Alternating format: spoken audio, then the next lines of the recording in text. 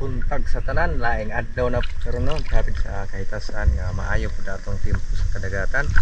So nagadive ta dire karon adlaw sa tanang espero diha mag-amping kanunay sa pag-ubok. Labi na sa mga bag-o o mga daan. Kaya daghan na pong nadiskuhido karong mga karong tuiga.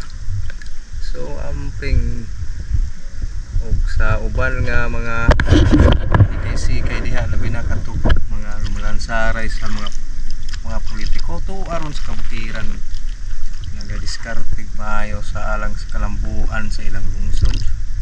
Og direct sa kadagatan ni diskartig maayo no. Ay makuha ro adlaw nga isda kay daghan ba ang dasad nato. So kana lang sa tataman no nya napta-update og nabay kuha og wala. Daghang salamat. At may bago po tayong decoy na for testing. At ito na po 'yon. Okay na po. So ano kayang didikit nito? Mamaya. Warm up dive muna tayo dito sa reef.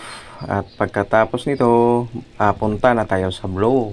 Biglang dumikit yung shellfish o liplipan pero ayaw matirahan kasi mabilis lumangoy. So sayang. Nagkada kong liplipan mga kabiridas. Sa dulo may nakita kong isang king mackerel dumikit sa decoy.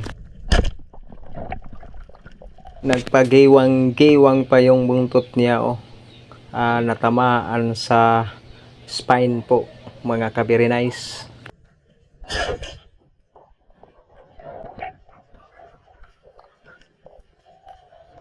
So ayun, kwartang linaw na po. Isa lang ang dumikit sa atin na king mackerel for today.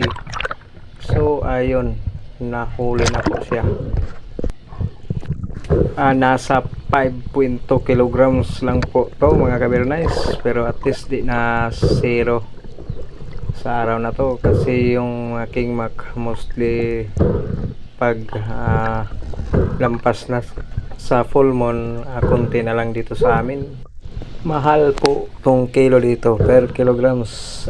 Binta ko dito 390 to 400 kilos per kilo. So ayun, may token na for 4 hours diving.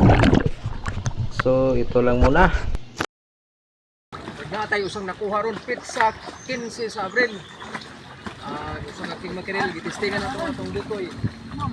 Bago dito tulong. Ato nang gitistingan. Nakadikitan tagtulo. Ang usa liplipan, wa gid nato matirhi kay gasulod sa ikog sunod kini. Yara. Na puli siya taga murag dugay na sila na ikos taga kita daw. Karaan kayo ba?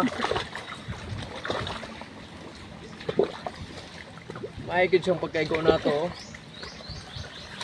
Katulong ni dikit sa tong bagong decoy mo ang usa ka barakuda. Pero wa na to matirhi. Nakita ni dive kay dagan-dagan putang nangati ron. Hasta bunog kining spot natistingan gyud atong bagong decoy to ra. Bagito. Natagaw sa aming Granili ang Tagiana, shout out di ay. Sir Joel ang baik.